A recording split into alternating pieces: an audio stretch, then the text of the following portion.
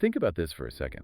A celebrated author, someone whose name carries real weight, actually had to change how his own family name was pronounced. We're talking about Kukaro Nakagami Kenji, a major figure in modern Japanese literature.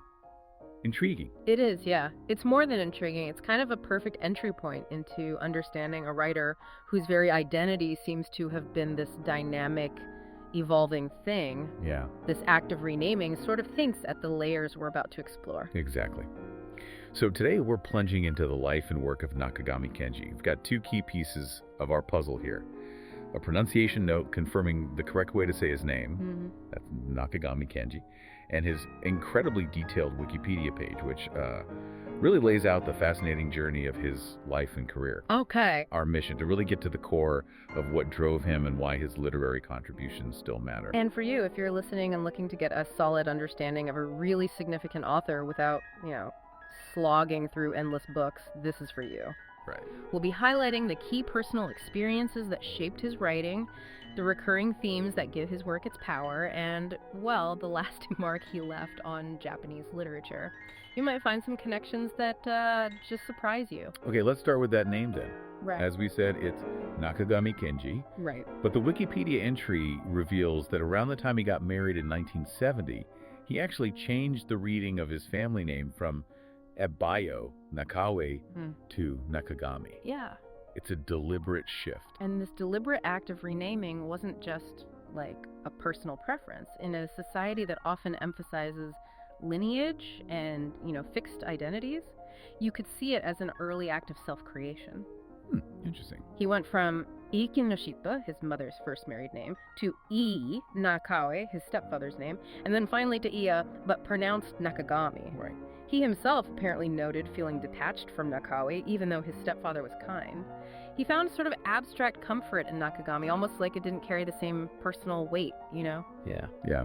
It brings up this central question that his characters often grapple with, that tension between inherited identity and the desire for, self-determination. It really does. And his early life was, anything but simple. Born in Shingu, Wakayama Prefecture, August 6, 1946, he was a child born out of wedlock. His biological father was Suzuki Tamezo, and his mother was Kinoshita Chisato, later Nakawe Chisato. Okay. And his mother had 4 other children from a previous marriage, and his biological father had other relationships and children too.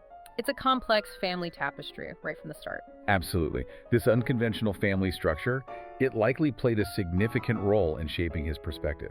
He was in some ways an outsider from the beginning. Yeah. And that sense of being on the periphery often fuels the writer's gaze, doesn't it? Then you have that profoundly traumatic event, the suicide of his older half-brother, Kinoshita Ikuhei, who struggled with alcoholism. Yes. This event seems to have cast such a long shadow over his life and his work. The Wikipedia entry mentions the complicated emotions Nakagami felt relief, mixed with guilt. And the fact that this event returns again and again in his writing really underscores its deep impact.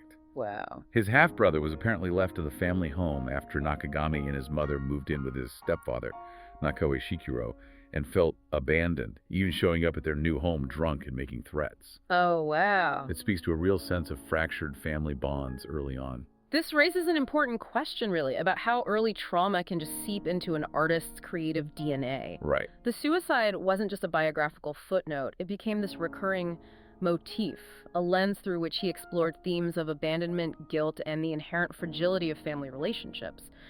Those conflicting feelings, relief and grief, must have been incredibly formative, really shaping the emotional landscape of his fiction. In 1953, he moved in with his mother and Nakawe Shikiro, who later legally adopted it in 1962.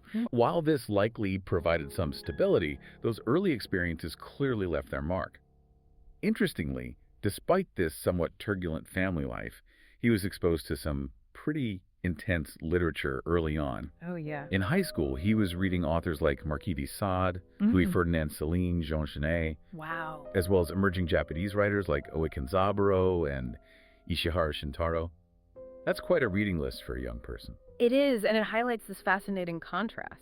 a complex and perhaps marginalized family life, alongside this intense intellectual curiosity, this hunger for challenging literary voices. Yeah. His mother, though illiterate, was a storyteller herself, which likely influenced his narrative sensibilities in a different way, maybe more through oral tradition. That makes sense.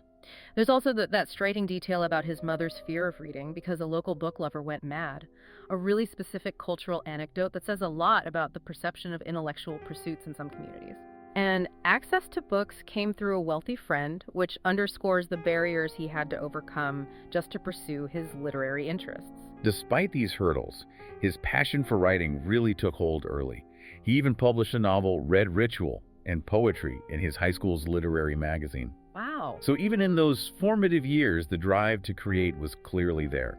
That early publication is a significant marker, isn't it, of his inherent talent and ambition. It suggests that even amidst a complex adolescence, his artistic voice was starting to find its form. Okay, let's jump ahead to 1965. He moves to Tokyo, supposedly to prepare for university. Right.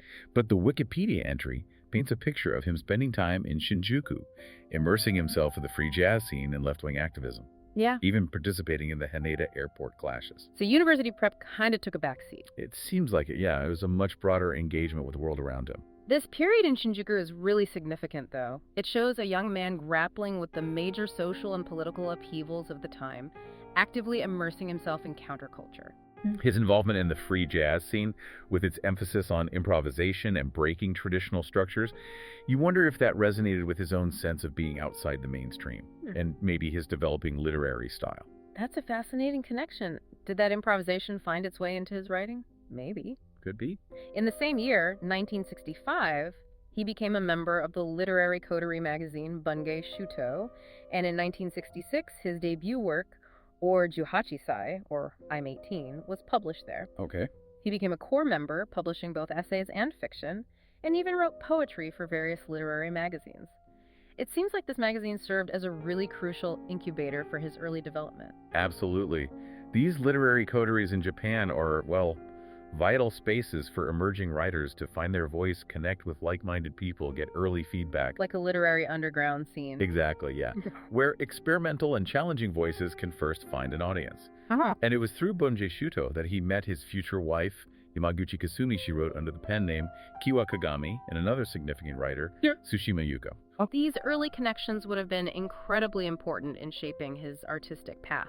And speaking of important connections, in 1968, his relationship with the critic Karatani Kojin began. Ah, yes. The Wikipedia entry notes that Karatani introduced him to the works of William Faulkner and Eric Hoffer, which profoundly influenced him. Karatani Kojin was a major intellectual figure, so this relationship would have exposed Nakagami to new critical perspectives, new literary traditions. What? Faulkner's use of fragmented narratives, his exploration of the Deep South's history and social complexities. Yeah. It seems like there's a parallel in Nakagami's treatment of the Kumano region. You can see that, yeah. That similar focus on the weight of the past, the interconnectedness of generations within a specific place. Maybe his narrative structure in Karakanada reflects that influence? Oh, possibly. And Eric Hoffer, the longshoreman philosopher, seems to have resonated with Nakagami's later choice to do physical labor, suggests a value for lived experience outside of just intellectual pursuits. That brings us right to 1970. He married Yamaguchi Kasumi, which, as we mentioned, prompted the change in his surname's pronunciation. Right, the switch to Nakagami. And, quite surprisingly, he began working in physical labor, starting at Haneda Airport. The Wikipedia entry explicitly links this choice to his admiration for Eric Hoffer.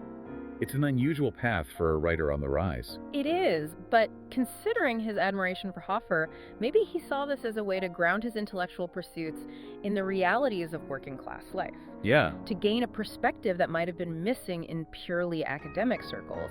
Or maybe it was a form of rebellion against the more conventional path of a literary intellectual. Could be. This desire to experience different facets of society directly probably informed the authenticity and, the grit of his Roji stories. His talent was becoming undeniable, though. He received a Kutagawa Prize nominations for Jukusai no Chizu, a 19-year-old's map, in 1973. Okay.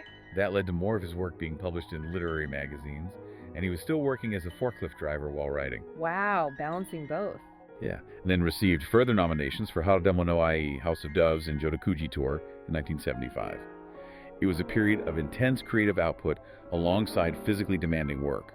These nominations signal that growing recognition within the literary establishment. Yeah. The Akutagawa Prize is, well, it's huge in Japan, like the Pulitzer here. Right. Despite the physical demands of his job, his commitment to writing was clearly unwavering. The fact that he kept getting nominated suggests his unique voice and themes were starting to break through, to resonate. Then came the breakthrough in 1976. He was awarded the prestigious Akutagawa Prize for Misaki, the Cape. Ah, finally. Yeah. The Wikipedia entry highlights that it's a story set in his native Kumano Roji, which it defines as alleyway, but also notes Nakagami's own background in a discriminated community, using Roji to refer to his birthplace. So Roji is more than just an alleyway, it carries that weight. Exactly. The story depicts complex family relationships centered on a young man in construction, and he was the first post-war born writer to receive this award. That's significant. Apparently, the novel was initially conceived as a longer work titled Electra, which kind of hints at the intense, almost mythical family dynamics he was exploring. Winning the Akutagawa is a major validation for any writer in Japan. For Nakagami, it marked a significant turning point, bringing him mainstream attention. His focus on the Roji and the intricate, often troubled dynamics of family and community became his signature.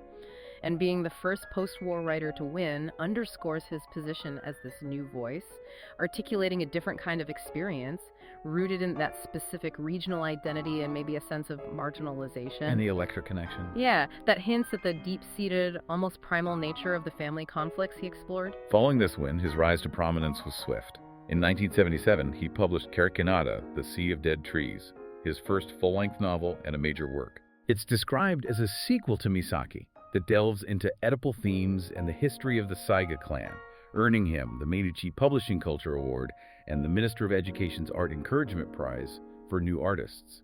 Sounds like a really ambitious expansion. It was a significant expansion, absolutely. By layering in historical and mythological elements, he created this richer, more complex narrative world. Moving beyond the immediate family drama of Misaki to explore broader themes of fate and lineage within his Kumano setting. And the Oedipal themes continued. Yes, suggesting a persistent engagement with those foundational human dramas, but viewed through his unique cultural lens. Also in 1977, he undertook Kishu, Kinokuni Ninokuni Monogatari. Kishu, Tales of the Land of Trees, Land of Roots, a documentary series in Asahi Journal. Ah, interesting. The Wikipedia entry notes this was basically an opportunity for him to return to his roots, to rediscover the landscapes and stories that had shaped him as a writer. This documentary series is really insightful. It shows him actively engaging with the landscape and the culture that formed him, almost like a literary pilgrimage to the wellspring of his creativity. Yeah. It underscores that incredibly deep connection between his personal history and his literary world. It wasn't just a setting, it was an integral part of his identity, his storytelling. His experiences weren't limited to Japan, though. He stayed in Harlem, New York in 1977. Harlem, okay. And traveled to South Korea in 1978, even forging connections with Korean writers. It seems like he had a real curiosity about other cultures and perhaps a particular interest in communities that also existed on the margins. These travels must have broadened his perspective, enriched his understanding of other forms of marginalization and cultural identity. His engagement with Korean writers suggests a kind of solidarity, a recognition of shared experiences, maybe a desire to explore connections beyond national borders in his work. In 1980, he published Hosenka Touch Me Not, a novel based on his mother, and described as a prequel to Misaki. Ah, going back to the source. Yeah, further cementing the importance of his personal history and family narratives in his fiction. By focusing on his mother, he's delving into the origins of his own story. Exactly. By focusing on his mother's story, he's peeling back another layer of his own narrative, exploring the origins of the family dynamics and the social context that shaped his earlier work. It's like he's constantly circling back to his roots, trying to understand the forces that made him the writer he became. Then came Seinen do Yuraku, The Pleasures of the Millennium, in 1982. Ah, a key work. Yeah, this linked short story collection is considered one of his masterpieces.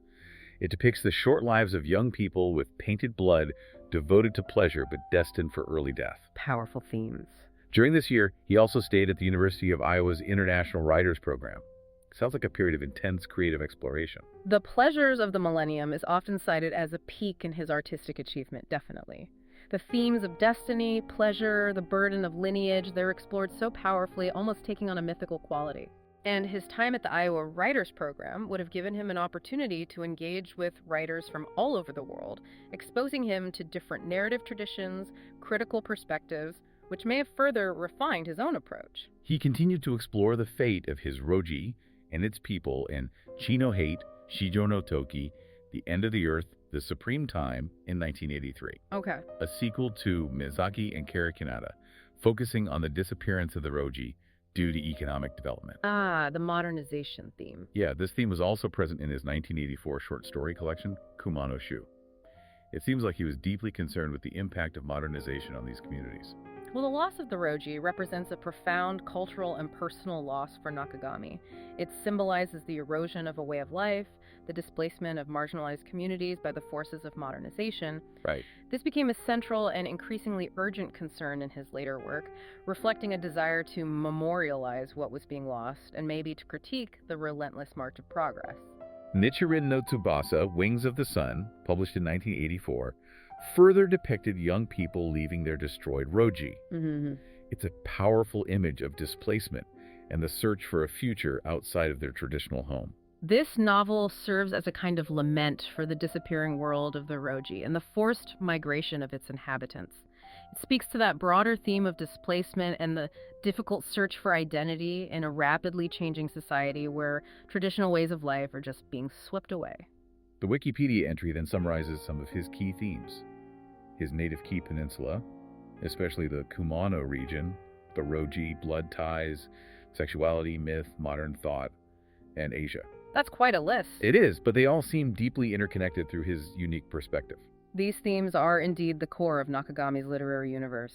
He masterfully wove together the personal and the political, the mythical and the modern, always grounding his explorations in the specific landscape and social realities of his Kumano origins. Yeah. His work is really a testament to how deeply place and personal history can inform profound and universal storytelling. In his later career, he became a visiting scholar at Columbia University in 1986. Columbia, okay. And a selection committee member for the Mishima Yukio Prize upon its establishment in 1988.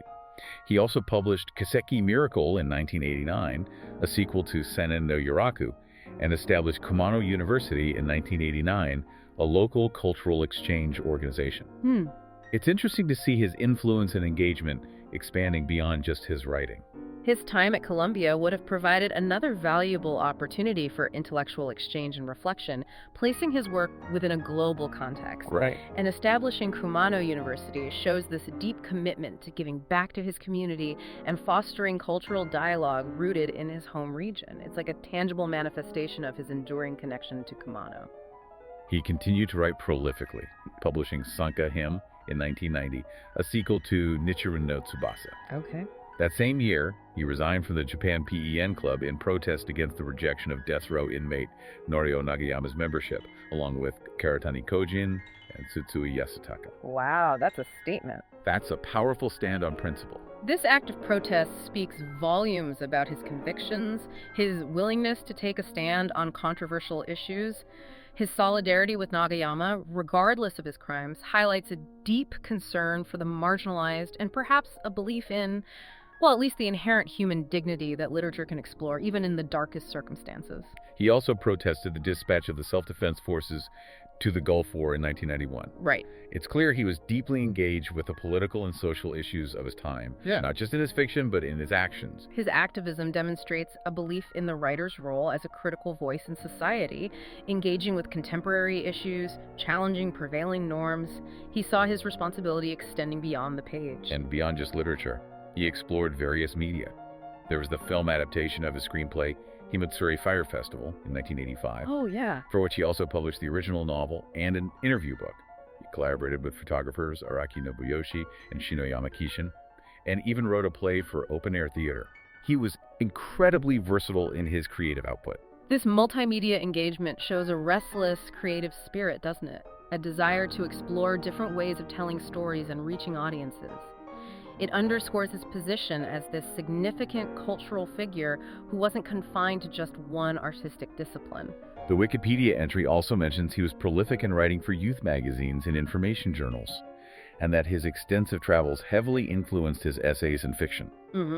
He also engaged with new academicism thinkers and even participated in a public dialogue with Jacques Derrida in Paris in 1986. With Derrida, wow. Yeah, it sounds like he was constantly seeking out new ideas and conversations, pushing his own boundaries. His engagement with new academicism, which was a significant intellectual movement in Japan dealing with post-structuralist thought, reflects a deep intellectual curiosity, a desire to connect his intensely personal and regional narratives with broader philosophical and critical frameworks. And the dialogue with Derrida, a major figure in contemporary thought, highlights his international recognition and his place within important intellectual debates of the time. And then there's his deep connection to music. Just amazing.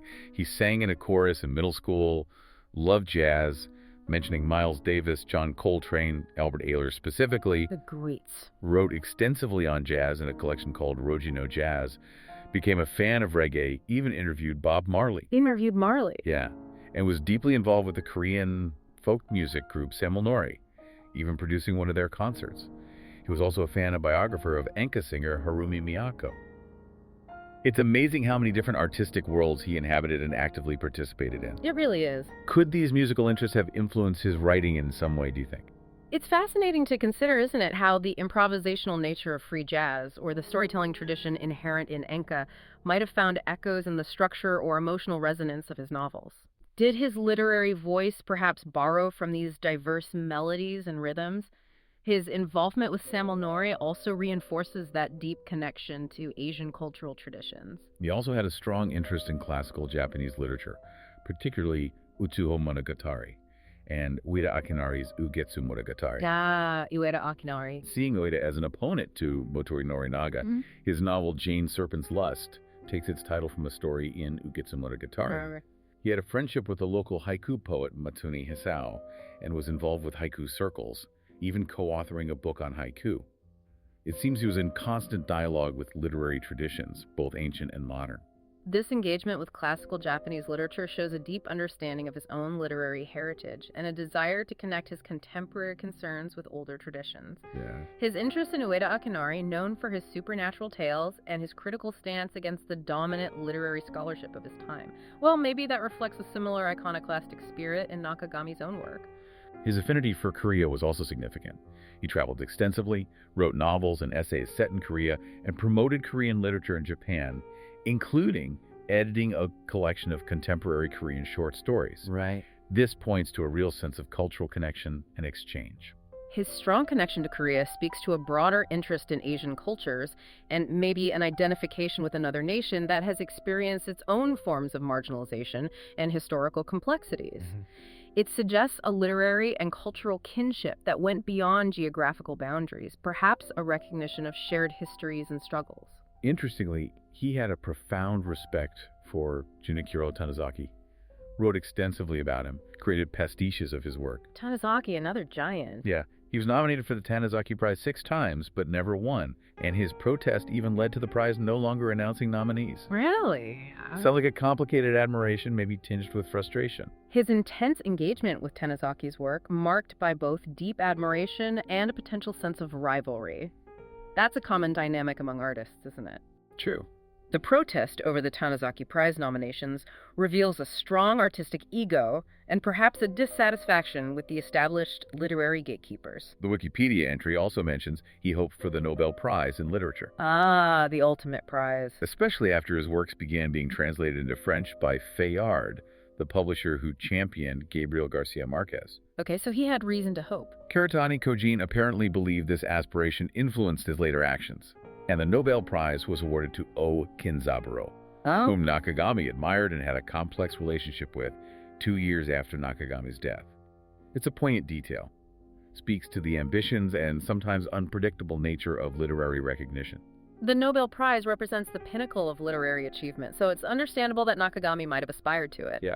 The fact that Oe Kinzaburo, a contemporary he both respected and perhaps felt a competitive edge towards, received it posthumously adds a layer of tragedy to his own untimely passing. Sadly, Nakagami Kenji died on August 12, 1992, at the young age of 46, due to kidney cancer. So, just after publishing Kibetsu Contempt, which apparently signaled a shift in his style, several works were left unfinished. It's a real loss of a powerful and still evolving voice in Japanese literature. His premature death really robbed the literary world of a unique and still developing talent. The fact that Kibetsu indicated a new stylistic direction suggests that he still had so much more to explore and contribute.